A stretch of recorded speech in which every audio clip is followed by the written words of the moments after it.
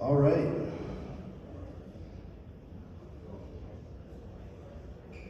Everybody ready? So second half, we're going to talk a little sports nutrition with you guys.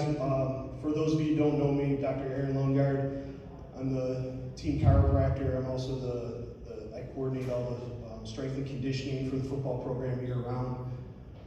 I know Chris read you my bio, so we're not going to go over that. But I have a real passion for this program. And being an alumnus here, I think when you see the success of the program over the years, you just want to keep it going.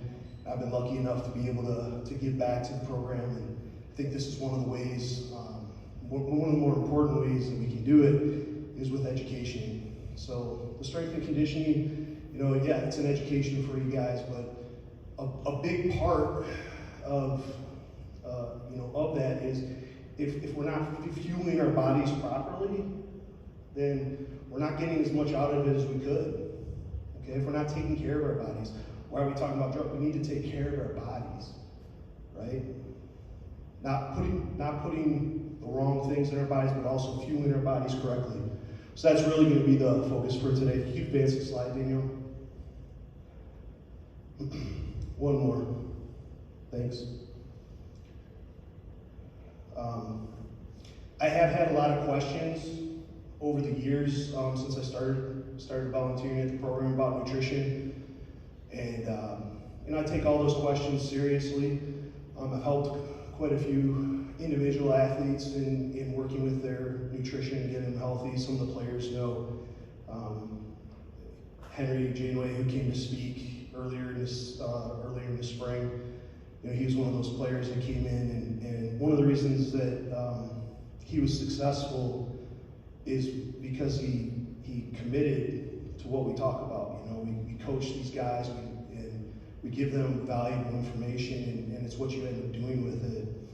And so I'm hoping that you guys take this information to heart today. I'm going to be providing some resources today as well. We'll be sending out resources to the parents through the parent committee. So all these slides will be emailed to you. So if you have a notepad, I don't know if anybody does, but all the slides will be emailed to you. I'm also going to be emailing out an Excel spreadsheet that any of the kids who want to can use. You'll be seeing that later in the presentation. It's just a counter to help you target your nutrition a little bit better. So you'll be able to individualize that when we do send it out. Okay, you'll see that in the later slides. So let's start off with just what do we do to build a balanced nutrition plan? What do we have to do to really get our bodies fueled correctly? We need a little bit of educational background or to understand and talk about that. Most of you, again, I'm not going to try to talk over any, but most of you understand that there are three macronutrients or three main sources of fuel to our body. Those are carbohydrates, proteins, and fats. That's what we ingest and absorb to create fuel. So the carbohydrates themselves, what's important with them, they are a preferred energy source. It's pretty important. It's an important source for us. It's the source that our body is going to go to first to utilize. So it's important that we have that. When you eat carbohydrates, it is eventually broken down into sugar or glucose, and so that's one of our main fuel sources for the cells. So we want to get that in as quickly as we can. Okay. The other part, or one of the more important nutrients, would be our protein source. Okay. With proteins, what are we building? Anybody? Muscle, right? Amino acid, when we eat a protein, it's broken down to an amino acid. Amino acids are a very important source to help us build muscle. So it's going to be very important for us to be making sure that we're consuming enough protein. And that's a question we'll answer for you guys and for your parents. What's enough, right? And again, you could read 10 different studies and get 10 different answers. So we're just going to try to summarize and give you some broad strokes today, okay? Another important nutrient is fat. Fat is a very important storage source of fuel for us. We don't want to store too much of it, right? But we definitely want to have fat in our diet. Fat contains a high amount of calories per gram. Fat has 9 calories per gram serving, and so it's a way for us to actually boost up our caloric intake. It's a quick and easy way to do that. Whereas proteins and carbohydrates, they both only have 4 calories per gram serving, so there's not quite as much actual caloric intake when you're taking in the carbohydrates and proteins. Okay?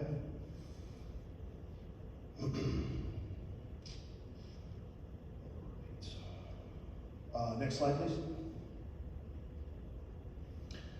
So one of the things I want to mention, I think a good time to mention it is now. Your school is going to be starting to post a lot more nutrition information around classrooms, locker rooms, cafeteria, especially on nutrition. They're really taking a proactive step. The leader or the director of nutrition for Utica Community Schools, the director of nutrition for MISD, and one of the leaders in the area for the milkismore.org programming. They're putting together, for lack of a better term, a campaign really to help educate you guys around the school. So there's gonna be a lot of posters, things like that. Things like, you'll see some of the slides in here, hydration posters to figure out if you're hydrated or not. Slides like this are gonna be posted in the lunchroom or something similar to this, not this exact slide. It's gonna tell you, okay, what should my plate look like if my goal is X? What should my plate look like if my goal is Y? Okay, so you should really pay attention to those things. It's nice that we're seeing that educational process going on, and they're really taking a step up. If you walked in today, you saw some flyers. They're actually doing a district-wide, it might even be county-wide, educational program for all student athletes, not just our football athletes that we wanted to educate today.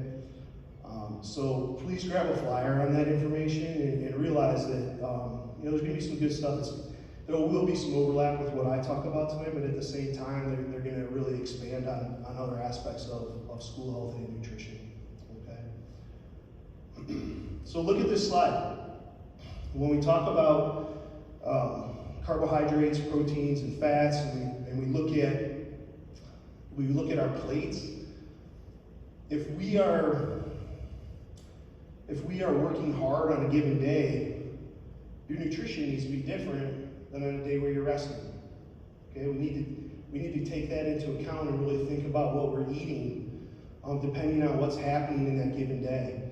For a lot of you guys, you might be playing 2 sports. You're coming to work out, and then you're going to go home, or you're going to go to work, and maybe your job is labor intensive as well. There's a lot of fuel needs, during those days. And then maybe you hit Sunday and you just want to chill, right? Your nutrition needs to definitely be different, and your plate should look different. If you look across moderate workout, heavy workout, and rest days, our percentages are going to be different on what we take in, how many carbohydrates we take in, how many proteins, and how many fats. Okay? And again, later I'm going to give you that complete breakdown and show you how we can actually rotate those nutrients depending on those days. Okay, that's part of that Excel spreadsheet that you'll be able to utilize for yourself individually. Next slide. So what I want to do is start to go over just some broad-based points, things that we want to try to hit upon, just your general topics. So first thing, eat up to 6 meals a day. That might not be reasonable for everybody to be able to do that, but what we want to try to do is time ourselves so we're eating every 2 to 3 hours. We're putting something and fueling ourselves every 2 to 3 hours. Okay? I think that's really important. We don't want our bodies thinking ever that we're starving. We go into starvation mode, what do we start to do? Our bodies start conserving energy, okay? We're going to say we're going to do everything we can to conserve energy. And if we do that, okay, we're going to start potentially putting that in our fat stores and holding on to it. Body doesn't know, when am I going to eat again? So we want you guys as young athletes to make sure that you're continuing to fuel. Mom and dad, that doesn't mean you guys are necessarily following that same plan, okay? There are different dietary strategies and things you may have read about that could help you with your body weight goals and things, but for our young athletes, we want to make sure that they're fueling every 2 to 3 hours, okay? So if you've heard of intermittent fasting and things like that, this is to more mom and dad, yes, there is some strategies that can be implemented. It's typically for someone 40, 50 and older that would work pretty well, okay? But we're talking about for the kids today. So this is a strategy that we want to make sure that we are following, okay? 6 meals doesn't mean 6 huge meals, right? It doesn't mean we're sitting down to dinner 6 times a day necessarily. It can be on-the-go snacks, things like that, and we're going to consider it a meal. But when we're talking about this information, we start talking about how to put together a meal. Realize whether it's a smaller snack or it's a full-fledged meal, the concept stays the same. Okay? Next slide. Okay, so now we're going to get into carbohydrate intake a little bit. So again, carbohydrates are a quick fuel source, and there are different types of carbohydrates. And the way we want to think about them, we want to break them down into 3 different categories, okay? So in order to do that, we talk about a term called the glycemic index of a food. Specifically, we're going to talk about carbohydrates, okay? So when we eat a carbohydrate, we're going to consume that, and based on how fast our blood sugar goes up after we eat it, we rate that food. Okay, we compare it to how fast our blood sugar goes up when we eat sugar, and we give it a number. Okay, that's called the glycemic index. And so when you look, low glycemic index foods are rated at 55 and lower. Moderate glycemic index foods between 55 and 69. Then our high glycemic index foods are 70 and above. Okay? So that's important because as we're putting together meals, we want to know which foods are in which categories. I guarantee you, if you did a quick search on your phone or did an app search right now, you could find a glycemic index app. Plug in a food, boom, you're going to find out what your glycemic index is, okay? So it's very easy to figure that out. In these slides, I also have a pretty good list for you guys of the foods that we recommend and what their glycemic index is. So you wouldn't even need to go that far, but again, it's very easy to be able to pull that up. So for us, you got to think about when is the right time to eat those different foods. Okay, a low glycemic index food, we don't want our sugar to spike really fast. We don't need the fast energy.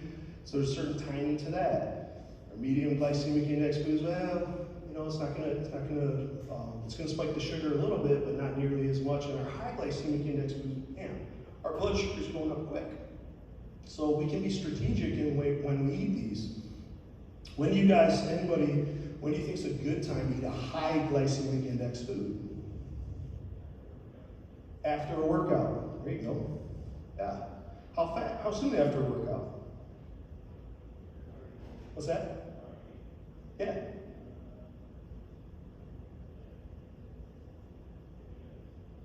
30. But yeah, within 30 minutes. It's a good idea to have that high glycemic index food within 30 minutes afterwards. Okay? You're going to utilize that fuel very quickly, so you're not going to have to worry about that blood sugar going too crazy because your body's going to want that. Okay? So, in general, next slide, please. In general, when we're choosing foods for a meal, what we want to think about on our plate, we either want to choose 2 low glycemic index carbohydrates or 1 medium glycemic index carbohydrate. Okay? So, that's pretty small. But with the list there, a lot of your lower glycemic index foods are going to be your vegetables, number 1.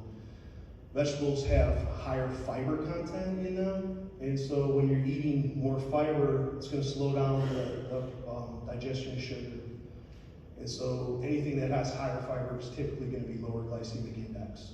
That's one way that you can look at that. Some of your fruits are also lower glycemic index. Your apples, your berries, things like that are going to be lower glycemic index food as well. Okay? So remember, when we're putting together a meal, that's what we're doing. We're building a meal right now. We're going to grab either 2 low glycemic index carbohydrates or 1 medium glycemic index carb. A medium glycemic index carb would be like a sweet potato. How about some white rice? Things like that. Okay? Next slide.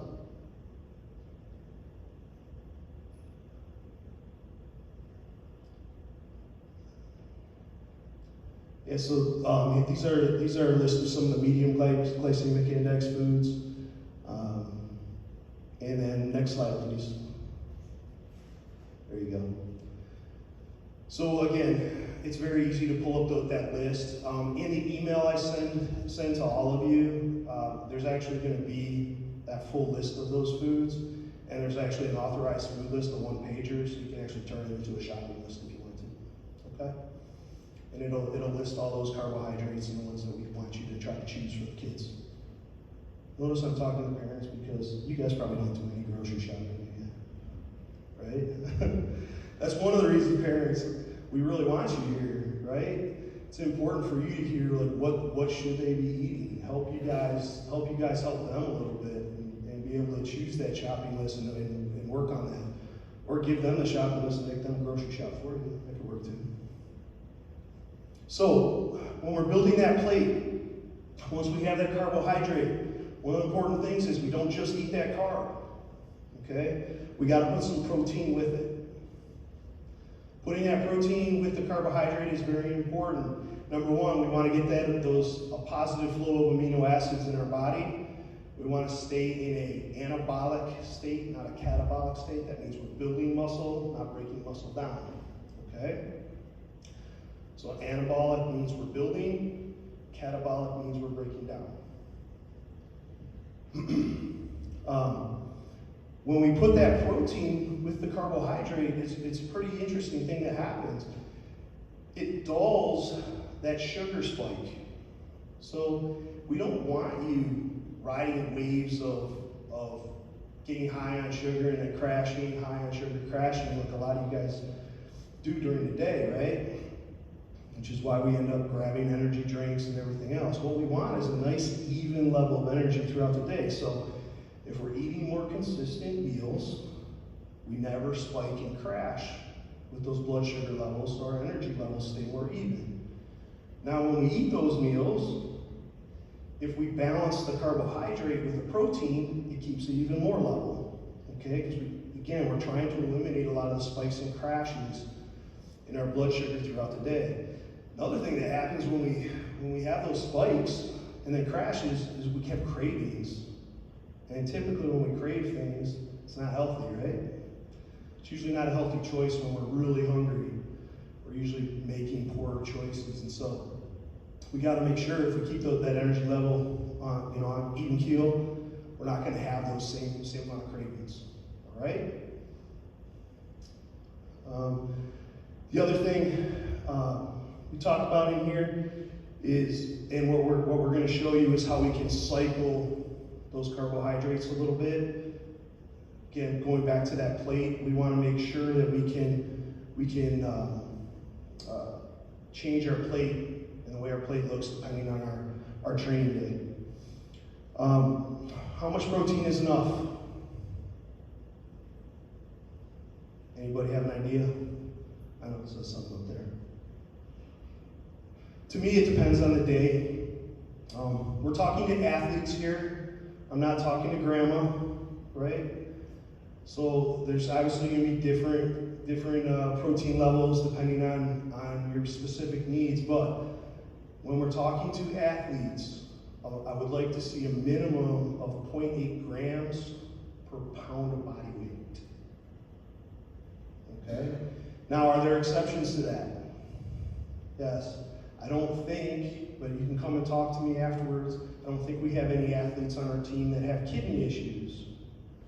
If we're seeing some of that, or if we do have someone with a chronic kidney disease, things like there is considerations that we have to take for protein intake. But for our healthy athletes, we're going to look at anywhere between 0.8 grams up to 2 grams of protein per pound of body weight. That can be a lot, okay? And it wouldn't be something I'm going to tell everybody to do, and it would probably be something we would only do on a recovery day. So it wouldn't be something we would do all the time. But again, we'll talk about those specific levels when we get into what we call our macronutrient counter. Okay. Next slide, please. So again, we put together our protein, we put together our carbohydrates on a plate, then we got to ask ourselves how much, right? So you do want to be able to use some simple things to determine what a serving size is, unless everybody wants to have a scale on their counter and put it in their backpack and bring it with them to school, which nobody does. So I think that's very important that we have a visual of our portion sizes and what that means. So if you look, a fist is about a cup, so a cup of rice, boom, about fist size right on my plate, okay? Palm, it's about 3 ounces of meat, so the size of your palm there. So 6 ounces, 3 ounces, did I say 6? I meant 3. It's 3 ounces. So how many grams of protein are in 3 ounces of a chicken breast, size of my palm? Any idea? 22 to 25 grams, okay? So you can get your protein content up pretty quickly just having a couple of chicken breasts, right? We're already at 50 grams in a meal for doing that right. So some other serving sizes, a half a cup would be the size of a tennis ball. If you want to snack, a handful is a good idea of a serving size for just a snack. So think about that instead of eating a jar or something. And again, it depends on our goals, right? Sometimes we need to be eating more calories. I think that's kind of an interesting change in dynamic over the years. Imagine Coach Smith and Coach Popovsky, these guys remember, most guys had to be on some sort of weight management plan when we were younger, trying to get their body fat down and everything else. And what we're noticing now is you guys can't gain weight, or you say you can't gain weight. And I noticed that quite a bit. That seems to be the prevalent question: how can I gain weight? What do I need to do? No matter what I eat, I can't gain weight. You're not eating enough. I mean, that's the bottom line. Calories in, calories out. That's the bottom line on gaining weight. And so if you're not gaining weight, it's not because you have a metabolic disease or some other problem. You're just not eating enough, okay? And I guarantee you, if you are very serious about gaining weight, you can put 15 healthy pounds on your body very quickly, okay? So, it's just a matter of commitment to the food. You actually have to commit to that. So the eating,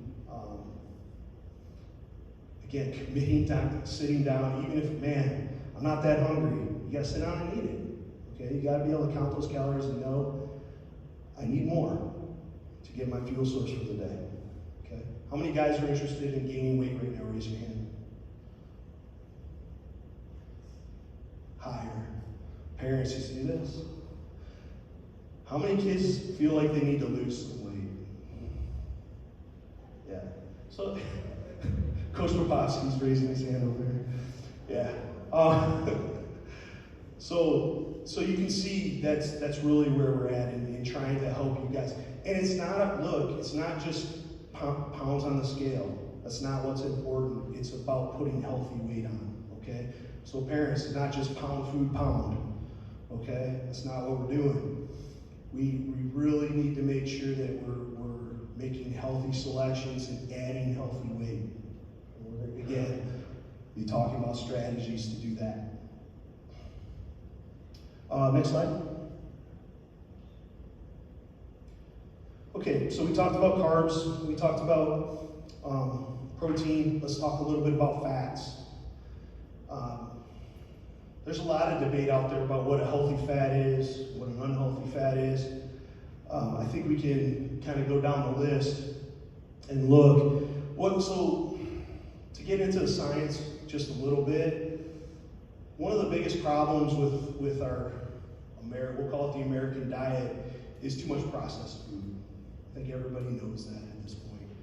But specifically when it comes to fats, what happens is we're eating too much of certain kinds of fats, saturated fats, but also omega-6 fatty acids are found in a lot of processed foods, and we're eating way too much of that, and we're not getting enough omega-3 fatty acids in our diet. So our ratio is inverted.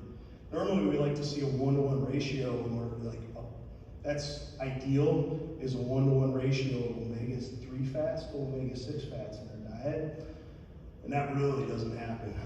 So it's the typical diet, I think, is a 6-to-1 omega-6s to omega-3s. So we really got to pull that down. So choosing the right fats becomes really important. Omega-3 fats, we're really going to get a lot from fish. That's a big way we can get a lot of omega-3s in our diet. We're also going to get some if we're eating grass-fed products, okay? Proper food, I shouldn't say proper food sourcing, but healthier food sourcing. If we're choosing those types of things. Pasture-fed eggs. Have you guys ever, who buys pasture-fed eggs? Anybody? Raise your hand. So, what do you notice about them that's different? Okay, so you feel more energy. How about visually? What looks different about that egg? The yolk? Yeah, it's almost orange, right? It's orange. Well, we're talking about healthy fats. Well, in a pasture-fed egg, there's a high content of omega-3 fatty acids in that egg. The more orange that yolk is, the more omega-3s we're getting. Okay? So when we talk about eating eggs, is it healthy to eat eggs? Well, I feel eating whole pasture-fed eggs or organic, but I think the pasture-fed ones actually are typically more orange even. Or I find when I'm buying them at Kroger, they are. I think that can be a really healthy choice for us in eating those. Okay, if you're eating, if we're just eating like the traditional store-bought eggs with a real pale yellow yolk, then the yolk you're losing some of the nutrient value from that, and it is more expensive. I understand that to make those purchases, but that's where we talk about food sourcing a little bit. If you look on that list up there, saturated fats, red meats have saturated fat, right?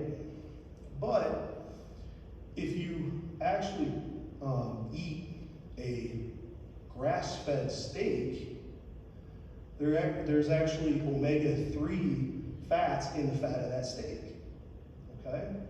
So is that saturated fat necessarily bad for us if we're also getting omega-3s out of it? Maybe not. So again, food sourcing becomes very important in choosing. If we have the ability to choose those healthier or make those healthier choices, we should try to do that whenever we can. Again, I know it's not in everybody's budget. I get that. So, but whenever you can make those choices, I think you should try to when it comes to food sourcing. Even organic chicken, trying to make those choices just going to get higher nutrient value out of those foods. Okay. So again, I talked a little bit. What are some of the omega-6 fatty acids? A lot of your oils, a lot of the cooking oils that you would use, your canolas, sunflower, things like that, those have high levels of omega-6 processed fats, so I wouldn't recommend actually cooking with those. I would make a choice. Avocado oil actually works really well. It is the reason I picked that one is because you can heat it up really high, like those other oils, like the canola or safflower oil. You can actually get it to a higher temperature before it smokes. And so it's a good one. It's very stable to cook with. Olive oil, you know, it's monounsaturated fat, so that's a good choice as well. Controversial, but I like it, coconut oil. I like using coconut oil. Some people, you know, because it has a higher saturated fat content, some people are kind of a little shy about that, but I actually like using it. I actually like using it for the athletes too, for kids who are trying to figure out how to get more calories into their diet. Coconut usually has a decent, well, you know, if you like the flavor of it, you can use it as an additive into different things in your plate to get more calories or boost up your calories using that coconut oil. Okay. What else? Oh, so a biggie on the bottom that we definitely want to avoid are trans fats. I'm sure a lot of you already know that. You know, it's not groundbreaking news that we don't want to eat trans fats, but I just want to explain to you why. Does anybody have a good concept or handle on that? The big thing about trans fats, they're found in a lot of our like margarine, found in a lot of our processed products. Of course, they're eliminating them more and more, which is good to see, but it's still out there quite a bit. What a trans fat is, because it's kind of synthetic, a normal fat molecule is like a big, fluffy fat, and it's got a couple of tails that hang down. So it's like a head with two tails, okay? When you have a trans fat, it's a head with one tail, and one tail that sticks out, so it sticks sideways. So every cell in our body, oh, who's got biology? Every cell in our body, what's it made of? I want a biology student to tell me. What's it called? What? Juniors? Anybody? Can anybody tell me what that is? How about a phospholipid bilayer? You guys remember that term? All right. So all that's fats, right? Those are actually fats that make up our cellular walls. And they're all lined up next to each other, nice and tight. The reason why they're lined up nice and tight is because it's very selective on what it lets in and out of the cell. We want certain things to come in, want certain things to go out, but we want to be very selective in those choices. What's going in and what's going out, okay? Well, if you have a trans fat that you ate and it gets implanted into that cell wall, remember that thing that's sticking out? That leg that's sticking outward? Those fats can't get as close to each other. And so what we have is a permeable cell, a permeable membrane now, and things can get in and out of that cell very easily. That can mess up the normal messaging that we get from in and out of the cell. And if our normal messaging is messed up and a cell just starts to grow rapidly and out of control, what is that? It's cancer. When we have uncontrolled cellular growth, it's cancer, okay? So that's how you want to think about it and why you want to stay away from that, because implanting more and more of that fat into those healthy cells is going to cause more permeability in the cells, less control over cellular growth, okay? So I think that's an important concept. Hopefully visually you guys understand that and it makes sense to you. Next slide. I think we already talked about this a little bit, but as far as recommended fats, olive oil, nuts, great source of snacking for you guys. high density calories right there. It's a good choice. Avocado oil, flax oil is a good choice as well. I like avocados as well, just eating them. Hopefully you guys do too. Pretty tasty. But avoiding those the hydrogenated fats or our trans fats is going to be key. Okay? Next slide. All right. How many crampers do I have out there? Yeah. So this has turned into a bit of a passion and annoyance of mine because I have to deal with you guys on the sidelines cramping. So that's one of the reasons we're talking about this right now, because I don't want to have to deal with that anymore. So this is selfish, very selfish slide of mine. Really important for us to get our hydration right heading into the season. And I want everybody to be on top of this and to understand exactly what we should be doing. Okay? So, we need to drink enough water. How much water should we drink in a day? Again, there's got a lot of debate, but here's the formula we're using. You're taking your body weight, you're dividing by 2, and that's the number of ounces I want you guys to drink. That's if you were sitting down playing video games all day and doing nothing. Okay? That's how much water you're going to drink on a rest day. You didn't have to do any chores, anything else, boom. Okay? So that's the goal, and it should be spread throughout the day. So for every hour of exercise that we have, we're going to add another 20 ounces to that. Okay? How many hours of exercise do we have today? 3. How many extra ounces of water should we be drinking today because of that? 60. There we go. All right. Some basic math. So that's what you want to do as far as the activity level. We add that to it during our workouts. I think if we just follow that formula throughout the week, leading up to a game and practices and everything else, we'll probably be in decent shape, okay? But there should be some other strategies that we employ as well. So, realize too, even though I said I'm being real selfish and I just don't want to deal with your cramping anymore, there's a lot of reasons to be hydrated. Number 1, it's going to help you with your health goals, okay? It's going to help us gain and lose weight because it really helps regulate our metabolism.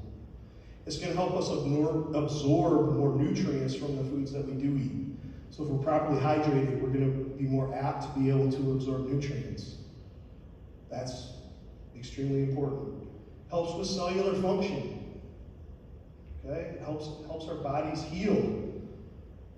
You want to recover faster? Make sure you're hydrated. Okay? I mean, that's a huge one. Don't worry about all these supplements. Just make sure you're hydrated. That's going to help you in your recovery process. Okay? So make sure we're focused on that. Helps with joint lubrication. If we're dehydrated, we don't have as much joint lubrication either. So that can be a big issue. Next slide. Okay.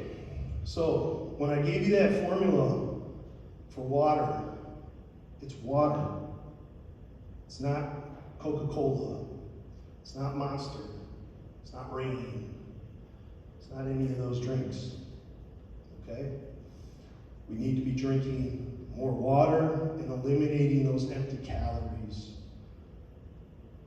How many of you guys drink those energy drinks on a regular? Raise your hand. You're lying. You are so lying. We see it, yeah, we see it around. So we definitely know it's an issue, but I want it to be less of one. There's a multitude of reasons not to drink those. Okay, number 1, empty calories. Number 2, the amount of stimulant in those is excessive, way more than you need. Caffeine is actually a good pre-workout. Do you know how much you need to get that effect? 100 milligrams. That's it. 100 milligrams. That's actually a 6-ounce cup of coffee to actually get a positive effect. And I would not be mad at you guys if you wanted to use that much caffeine before a workout. Because you would actually, there's tons of research showing the positive effects of caffeine. But guess what happens when we take 200 milligrams, 300 milligrams, 500 milligrams? Now we start to have big problems. One of the bigger issues, and again, I'll refer to a couple of my teammates from college. If you guys remember, when we had to do running tests at Michigan State, a lot of the guys would want to take a stimulant that used to be legal. In fact, when we were younger, it was actually a legal stimulant. It's not anymore. To try to get through their running. And invariably, most of those guys would fall out and couldn't finish their running when they took that. It's because their heart rates got up so high. Okay? Same thing happens with too much caffeine. Your heart rate gets so high that it's not going to be performance enhancing anymore. It's actually going to be detrimental. Okay? So that's number one. Number two, long-term chronic usage of that stimulant can affect your adrenal glands, can affect the way your body performs in the long term. Your adrenal glands get active when we're excited. They release different hormones when we're excited. And when that continually happens, we end up crashing, okay? And that can be a big problem for you. It can actually cause hormonal issues as well if it becomes too chronic of usage. So we really need to stay away from that. And guys, if I see anybody taking pre-workout before a football game, I'm going to slap you. We do not take pre-workout before a football game. Okay?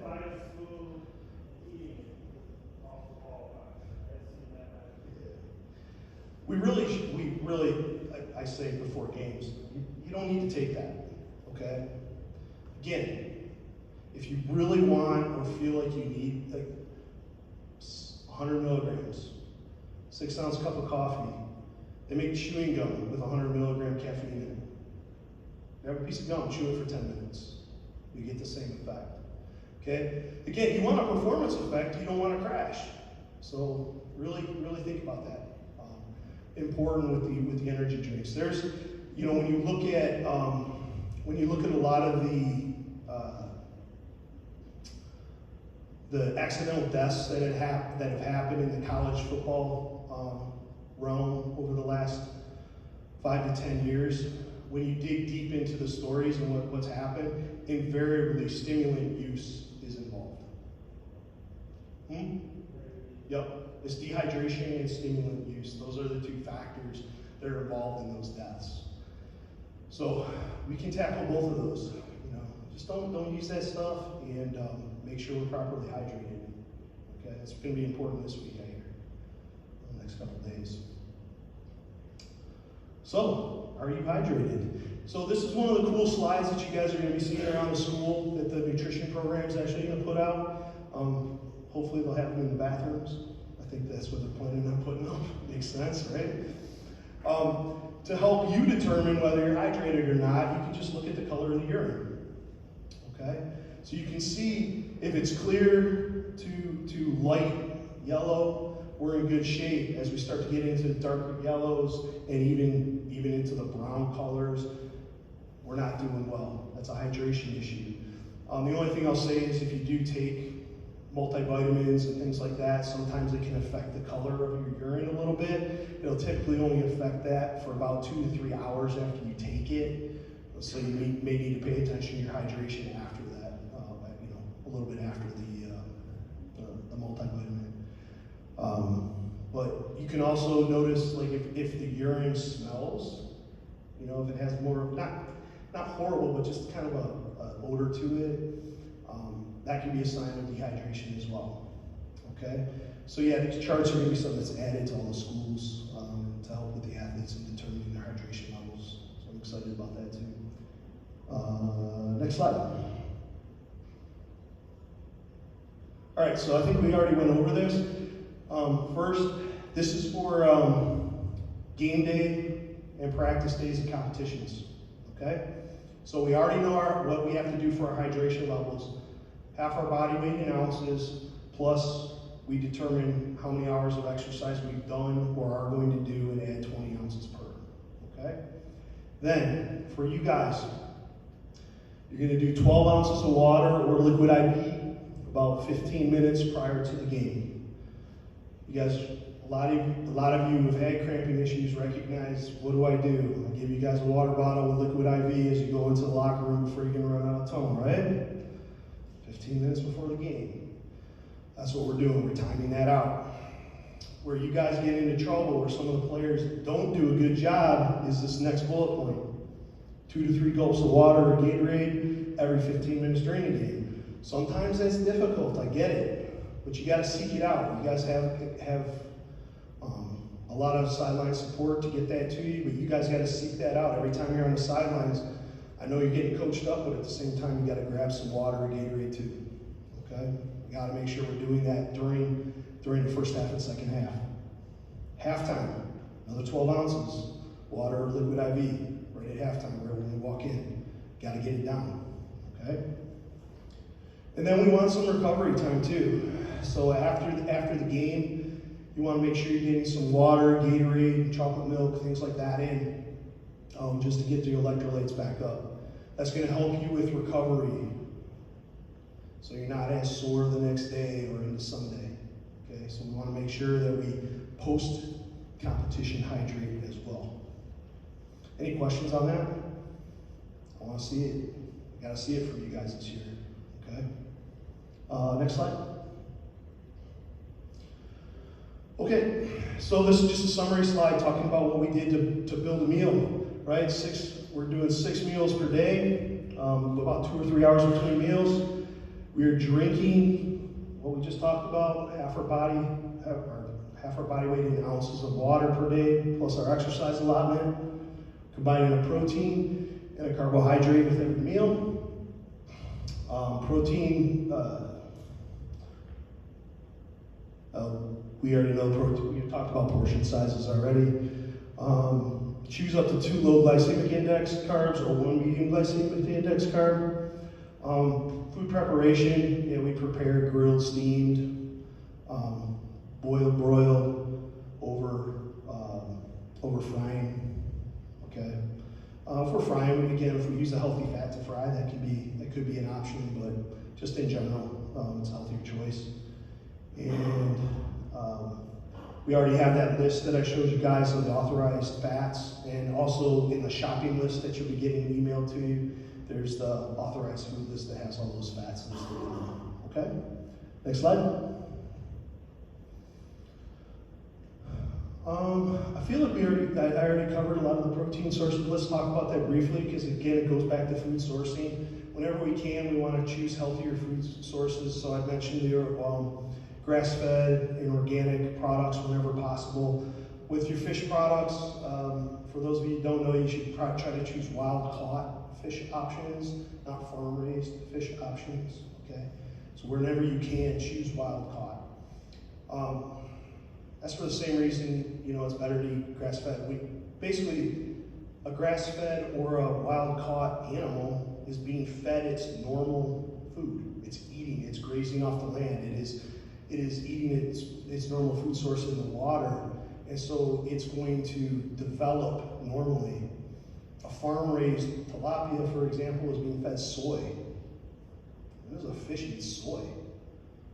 It doesn't, unless it's just being fed soy pellets, because that's all there is for it to survive until they can harvest it.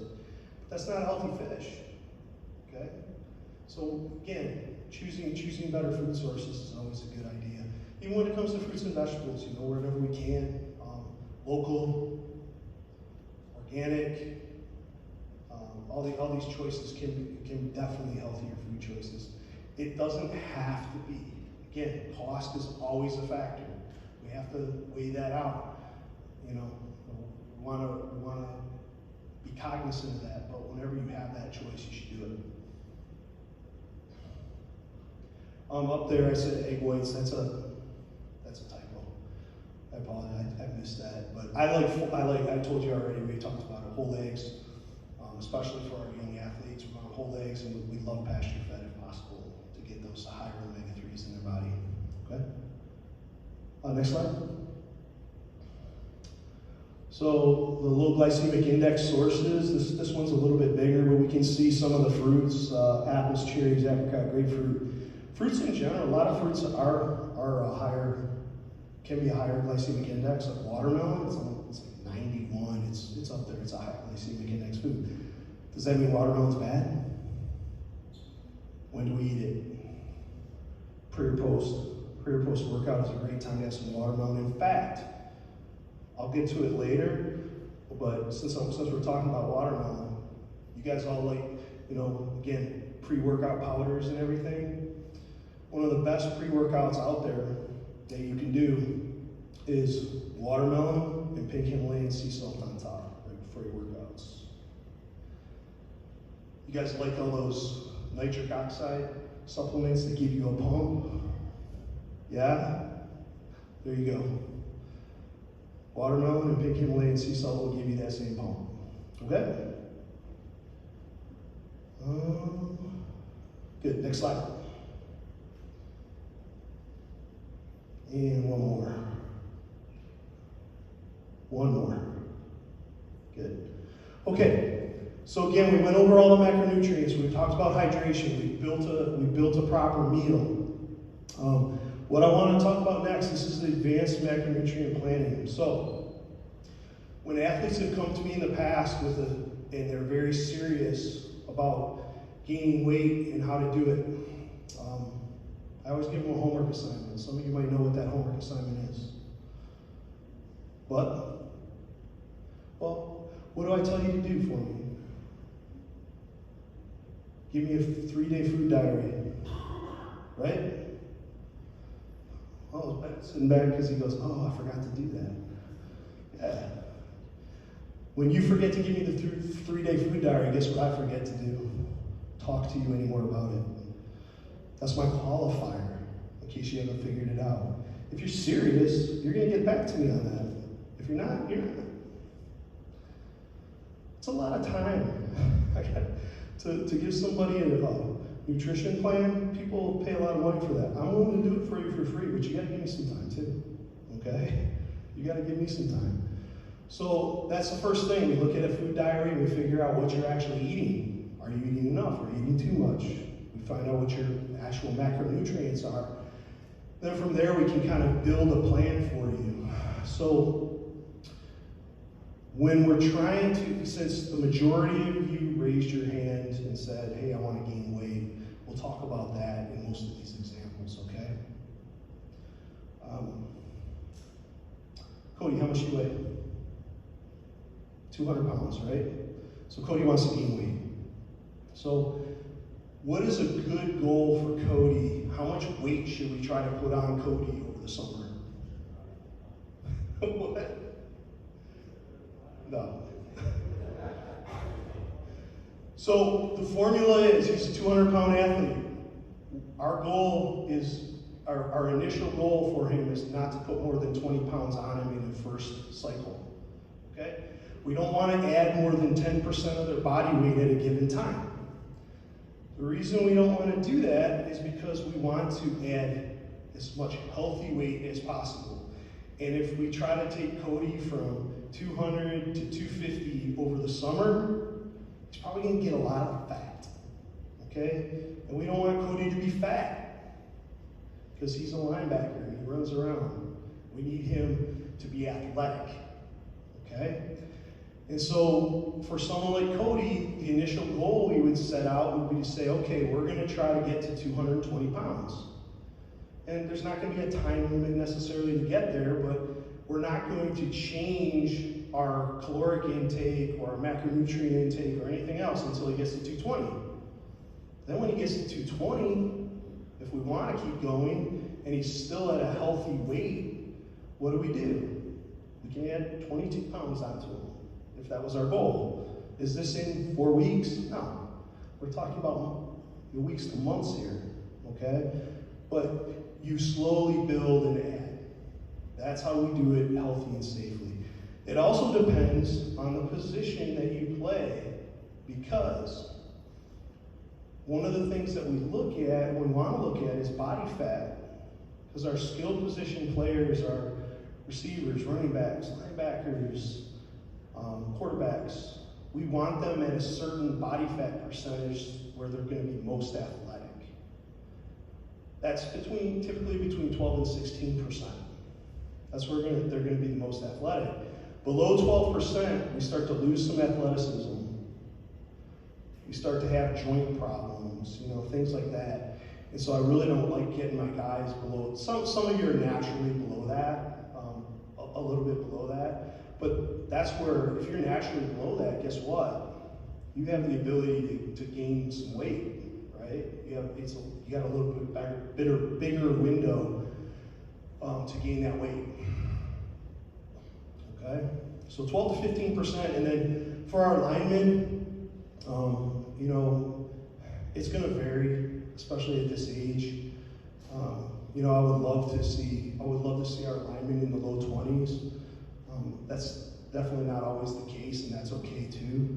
But for the linemen, if there's actually a goal for weight gain, then we want to make sure that as we're gaining weight, we're not adding to their body fat percentage. Okay, if that's the goal. We don't have too many larger linemen that still need to gain weight, or those that are of the higher body fat percentage, so it's not usually a big issue. So that's our goal when we're trying to add healthy weight, though, is looking at that and saying, okay, we're going to work on 10% on that 10% rule, and how fast you get there is kind of up to you, how committed you are to it, and how well you're eating in general. So I think I covered this slide. So next slide for me. Oh wait, one thing on there. When we're doing calculations and we're actually looking at weight gain, there's a calorie goal in mind, and then we break out the macronutrients, how many grams of protein, fat, and carbs with that. But in general, for every pound of body weight, we're looking at about 18 calories. Okay, that's a general rule when we're trying to gain. For someone who's trying to lose, it's about 12. We can push it up higher than 18 if we need to, but typically that's a really good starting point for weight gain. 12 is a good starting point for some weight loss, and 15 calories is typically a maintenance phase for us. Okay. Again, general rule, but something that we use as a guideline for sure. So next slide.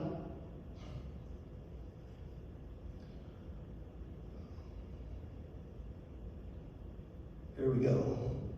All right. So, just like the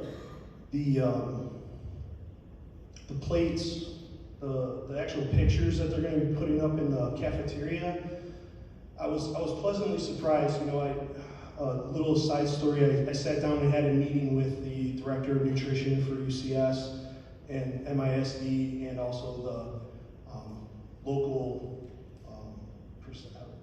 What would you say Sandy's title is for Milk Does More?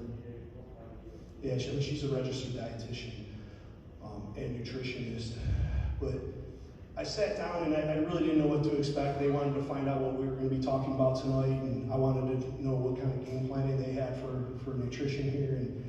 And I sat down and we just started talking, and Sandy from Milk Does More pulled up a slide that basically showed plates on training days, non-training days, and it was carb cycling.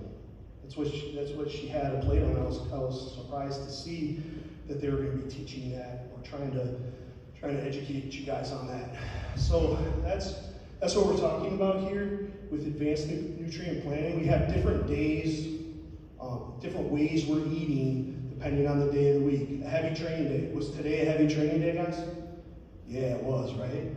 We're training lower body, we're sprinting, It was a heavy training day. When we're training lower body, it's a heavy training day, okay?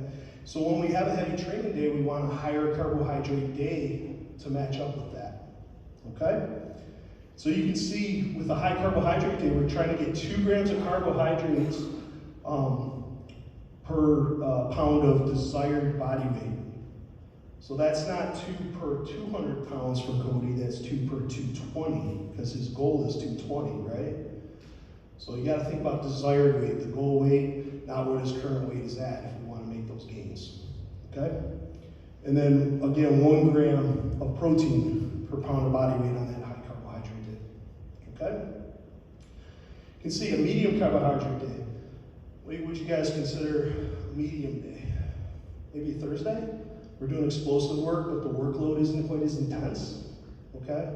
So Thursday would be like a medium carbohydrate day, where we are, we're putting in good work, but that intensity load isn't quite as high. So when we're doing a medium carbohydrate day, 1 gram of carbs per pound of desired body weight, and then 1.2 grams of protein on that day. What fills in the rest? Fat. Yeah, we have to make sure those fats are in there, but I'm just showing you how we cycle, because the fats are fillers for us, okay? We cycle the carbs and protein, the fats are fillers. So a low carbohydrate day. So for a lot of you guys, you're not gonna have one, okay? It might be on a Sunday, if you're just chilling out or something, but if you're too lean, I don't want you to have a low carbohydrate day, okay? It's one of those guys where you're kind of borderline with the body fat where we want you, and maybe it's a real light work day, we might put you might have a low carbohydrate day, but otherwise we don't want to have that at all, okay? So it just depends on your situation as to whether we assign you one or not. But typically there's going to be 2 or 3 high carbohydrate days, 3 or 4 medium carbohydrate days, and 0 to 1 low carbohydrate days for anybody that's in here. Okay? Next slide. So this is small, but it's what I'll be able to email to everybody. It'll be a blank document that you can fill in the blanks with. It's just an Excel spreadsheet. So parents, you're going to receive this from the parent committee, an email from the parent committee, as long as your email is in their system. So if it isn't, make sure it is. So, because I want to send this out to all the parents. All this does is you can plug in current body weight into the spreadsheet. You can plug in your goal weight, whether it's higher or lower, and it's going to calculate how many calories, grams of protein, grams of carbs, and grams of fat that you need, okay? On a given day. You can see high intensity, medium intensity, low intensity, so that's high carb, medium carb, low carb. All right? So it'll help you guys with that. Notice on that spreadsheet though, that there is, the calories are the same. Every day the calories are the same. Because we have a goal in mind of where we want to get that body weight to, and so we keep those calories the same. Because we can always modify that if we need to. If we're seeing things aren't going the right way, it's not going fast enough, or it's going too fast, we can tweak those numbers just a little bit. It's not an exact science, but we try to be as close as we can. Okay, so that will be one of the documents that you get emailed to you is that spreadsheet. So hopefully you have Excel and you can just plug in a couple numbers. Next slide. Okay, so how am I doing on time, guys? I have 25 minutes left? Okay.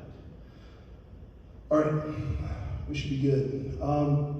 So pre and post workout eating. Who likes to make protein shakes? Parents, how do you feel about protein shakes? Plus, yes, no, thumbs up, thumbs down. Is anybody really opposed to it? Oh, we got a medium over here, kind of. Okay, so what I'll tell you about them is if you can eat whole foods, eat whole foods. You know, if we can get our calories in through whole foods, then we should try to do that, okay? The protein powders, things like that, protein shakes, it's for a convenience factor more than anything, okay? It's, I need something quick, I don't have anything else, or it's easy to carry with me, you know, then we can go ahead and use those things as additives. We can hit those macronutrients without it, okay? And so if you can, by all means do it. Where it can be of benefit is in nutrient timing, pre and post workout, right? Sometimes we just need something quick right then and there, and if we get those nutrients into our body a little bit faster, there can be some benefit to that, okay? And so if we're doing something like that, typically for pre and post workout, the type of protein that we use is whey protein, okay? And if you want to talk to me about specific brands, I have no problem with that. I would pay attention to when you're shopping for that. This is later in the presentation. I have some things on this, but we'll talk about it now. When you're shopping, you should look for a powder that has minimal ingredients. You know, 3 to 5 ingredients on that list is probably going to be good. We should look for one that doesn't have any artificial sweeteners, so it either uses cane sugar or stevia as the sweetener, not maltitol, not sucralose, not aspartame, okay? And you know, why do we recommend whey? Whey is a fast-absorbing protein, and so if we're using it pre and post workout, we're getting into our system faster. It's just being absorbed. Whey protein absorbs within an hour, versus some other proteins like casein protein, it can be absorbed over 4 or 5 hours into our body. Okay, so that's why we want to use the whey protein if we're going to be using that. Okay, you could use a lot of other things in place of that as well. But in general, when you see the pre and post workout, what we're looking at is about 40 grams of protein and about 40 grams of simple or high glycemic index carbohydrates. We want to absorb both of those things fast. So the whey protein is a fast absorbing protein. We already know high glycemic index means our body's going to absorb that very quickly because we're going to utilize it all. So pre and post workout's a good time to use those. So that's about what you want to shoot for, 40 grams of each. Okay? Again, I don't recommend specific products. Costco actually has quite a selection now, though, for shopping, and I do think they have an organic one, O'Grain or Gain or something like that. That's a pretty good one. What's that? Liquid IV. Yeah, they have Liquid IV as well there. Okay. So, how many of you guys use creatine? Just raise your hand.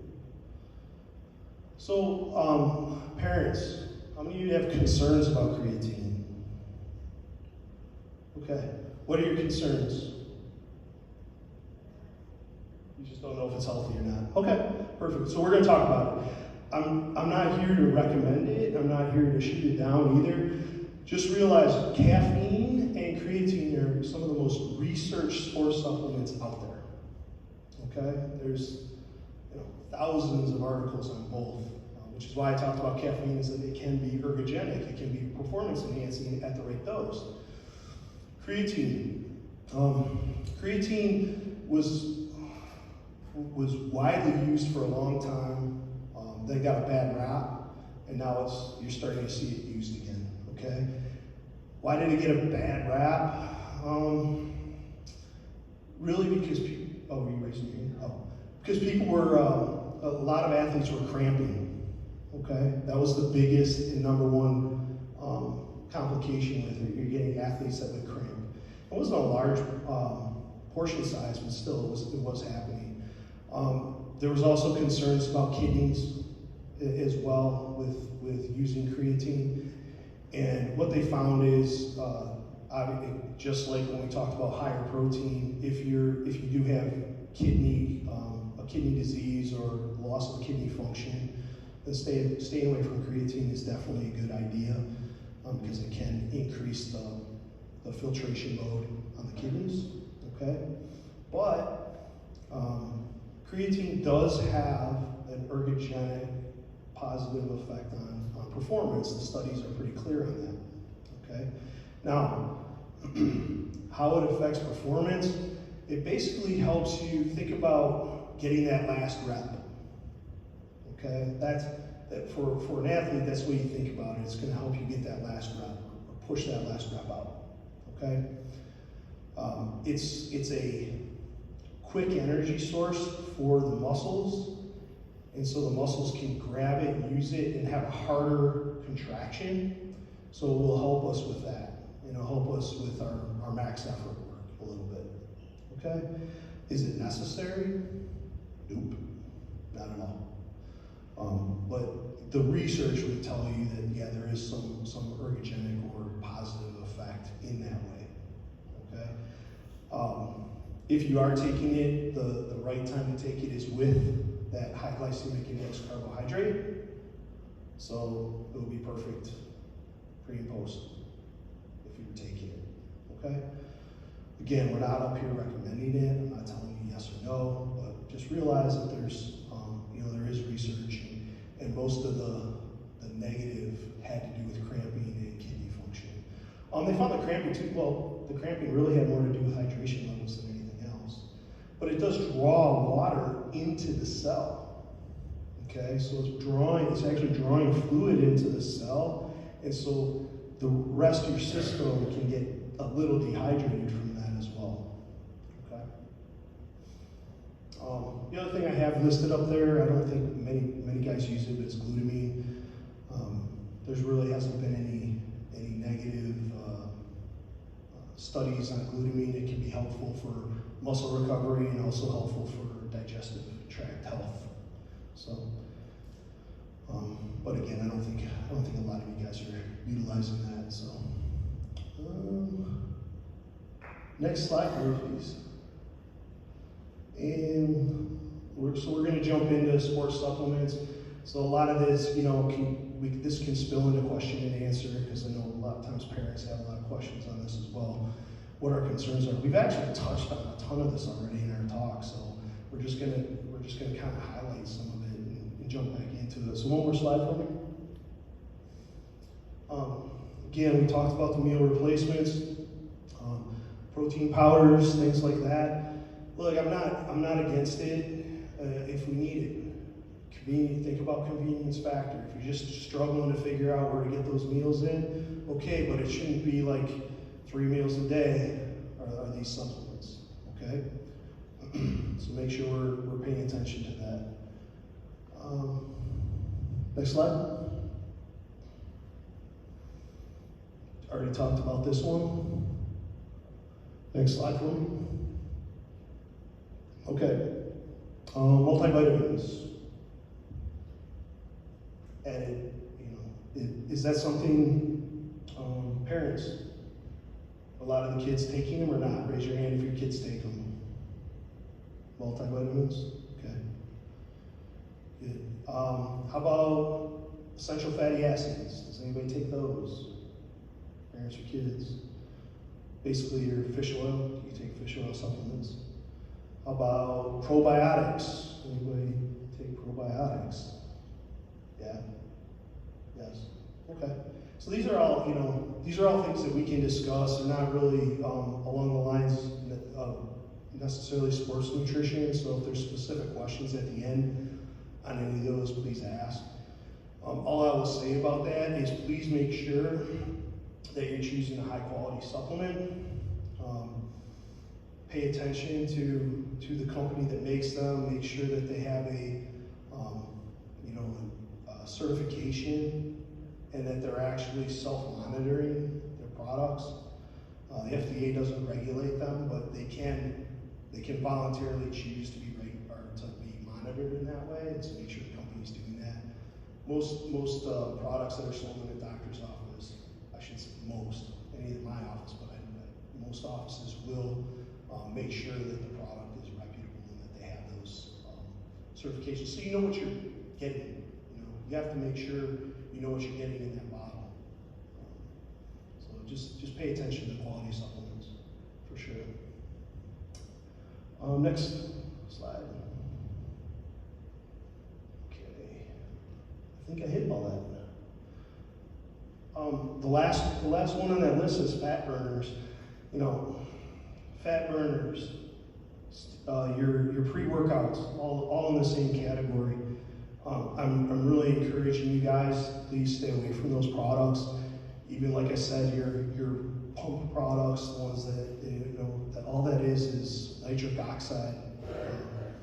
So it's not, you're not really getting any benefit. It might feel cool. Biceps might look a little bit bigger, but it's not doing anything for you, okay? So if you have specific questions on those, we can talk later too. Next slide. There it is. All right, so I want to open the floor for questions if you guys have any. I do have the extra microphone. I don't know if Phil.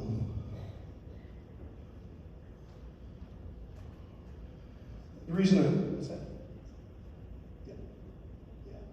There's actually a couple, but Phil was just mentioning NSF is the certifying body for some of the supplements. So looking for the NSF label. There's one other one that just the name is escaping me as well. There's another certifying body as well. But if you do have questions, just try to do it in the mic, just because we are recording for other parents who couldn't make it as well. Hopefully that video comes out okay. We're just videoing on my phone, so I don't know. We'll see. So, yeah. Get on the mic, sorry. Just grab the mic real quick. Whey protein versus pea protein. Yeah. So, are you a vegetarian? You're gonna obviously use pea protein. You know, most people use pea protein. The profile of it, again, when I think of whey, I always think about faster absorbing, and it is faster absorbing. The amino acid profile of whey is just a little bit better than pea, but they're both pretty good options. Taste sometimes matters, and I would probably tell you most people would probably like whey over pea when it comes to taste. You know, the pea protein's a little grittier in general, so the texture isn't as good. But there's ways around that. If you're a big fan of pea protein, to reduce texture, you put in avocado works great to reduce the texture. Using like a yogurt, putting some yogurt in it will reduce that grainy texture. There's a lot of things you can add in. Even banana will reduce some of that grainy texture. If that's what you're looking for. But I don't mind it, pea protein at all. I think it's a good choice. A lot of the products we sell, actually in my office, we use pea protein for some of them. Other questions? Don't be shy. You didn't say anything about milk. Yes. So is that good, bad, or? Yeah, absolutely. Oh my God, that's funny. Thank you. So whey protein and casein protein are both found in milk. So in general, is milk good? I'm a fan of dairy. I like utilizing it. I was actually, I don't know, for about 10 years I got raw milk. You know, we drank raw milk with my family, and my kids drank it growing up. I just couldn't justify it anymore because it was only for me now, so we don't get it anymore. But the profile of milk is great. There's a lot of electrolytes in it as well. Even, you know, one of the things we're going to be doing is we got a grant through the Milk Does More organization, and so we're going to have milk available for the guys post-practice if they need it, or post-game. We're going to have a refueling station that includes that in it as well. We're going to be working on the grant for the refueling station, but we already got a $1,500 grant for the milk. So I definitely see the value in it personally. I think some of the concerns would probably be with you know, anybody who, some people just don't handle dairy products as well, you know, bothers with digestion, things like that. So if that is an issue for an athlete, we would try to keep it out of their diet. If there's true nutritional issues going on with them, gastrointestinal issues that can happen with it, because then you're going to affect other nutrient or absorption of other nutrients. Okay, so thank you for asking that. Actually, that's funny. She's got another. What you got? I'll say it through the mic.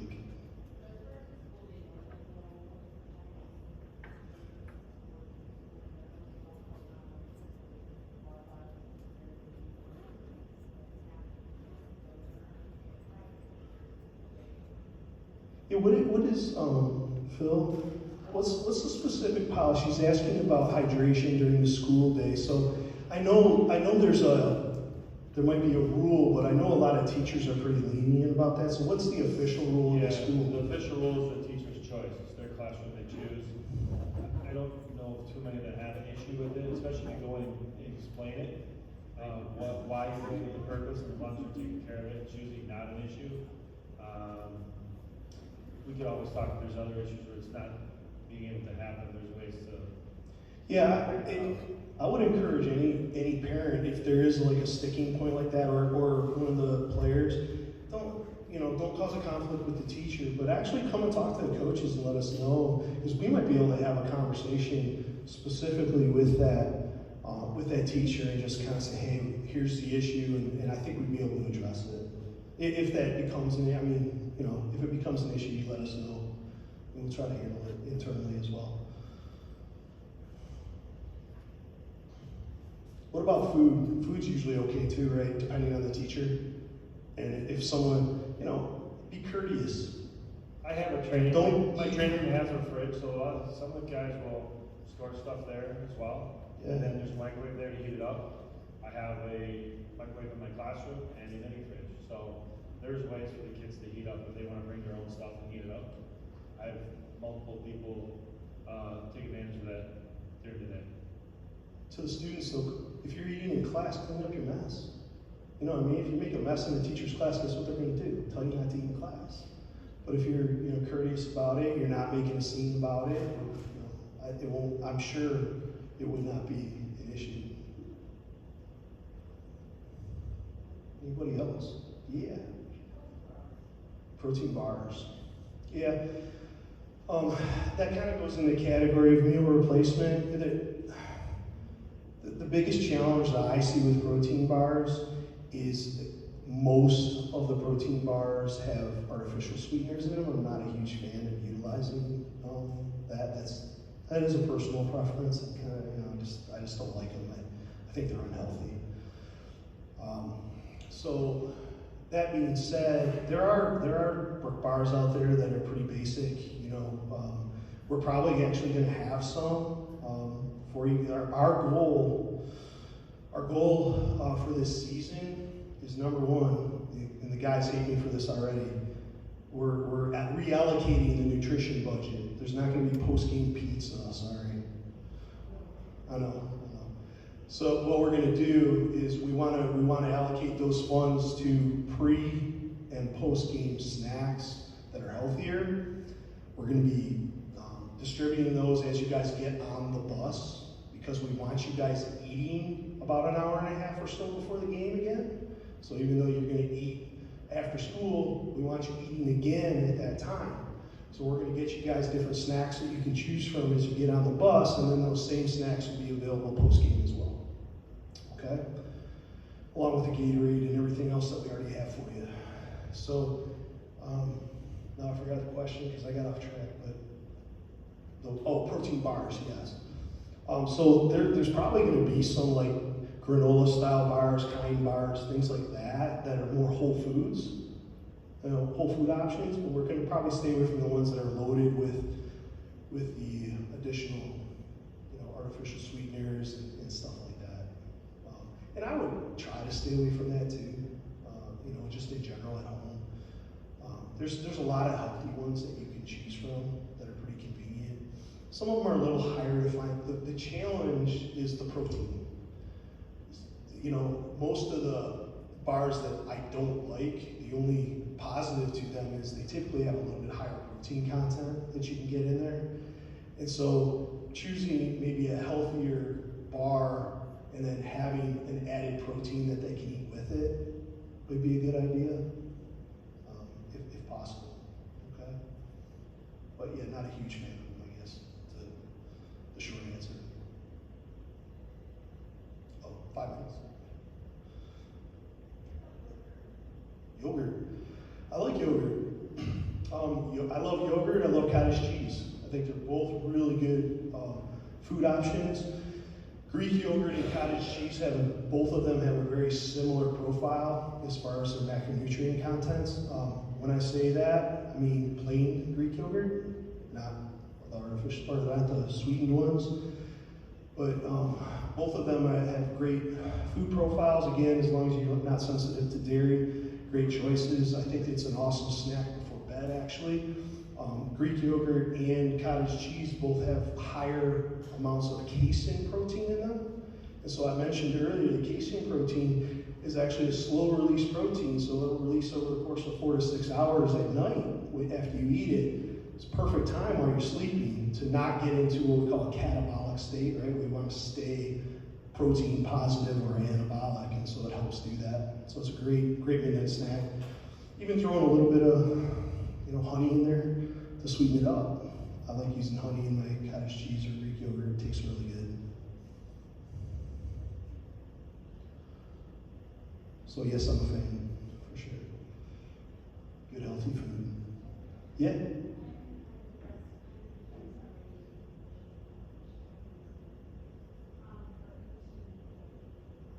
Yeah.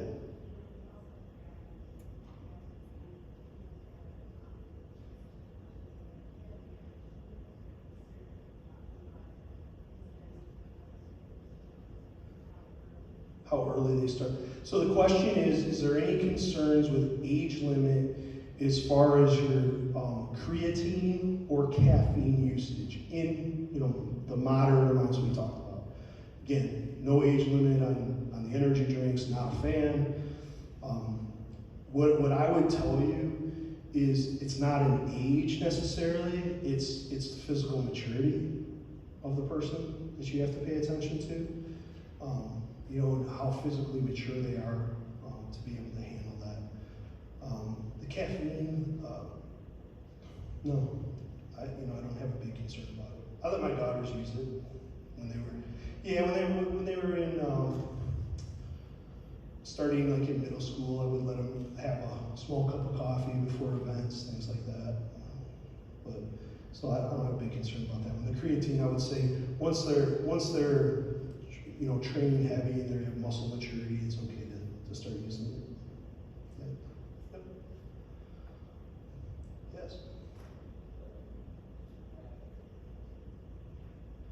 Yeah. Yep.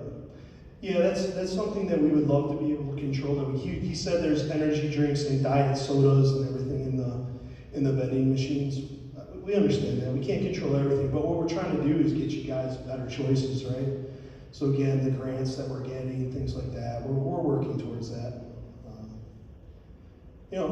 Ultimately, remember what our first guest said. You have a choice, right? You can choose whether to select that, push that button for that drink or not. So you guys got to make that choice. Okay? Got to make that choice. Anybody else, man? Yeah.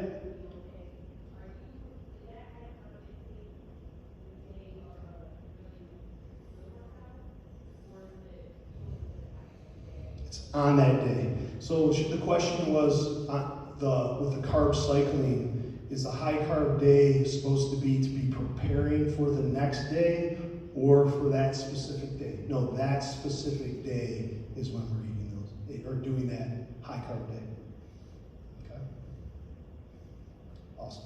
Hey, I'm going to be here as long as you guys need me to answer questions. I'll hang out. So if you have individual stuff, don't be afraid to ask. I really, again, appreciate the attention. I know this was a long, long day, but I think there's a lot of good information here today. And pay attention, parents, for the emails. We're going to be emailing out 3 or 4 things to you. So that'll be going out through the parent committee. Okay? All right. Yeah. Wait, one more question, sorry. More than you, Luke.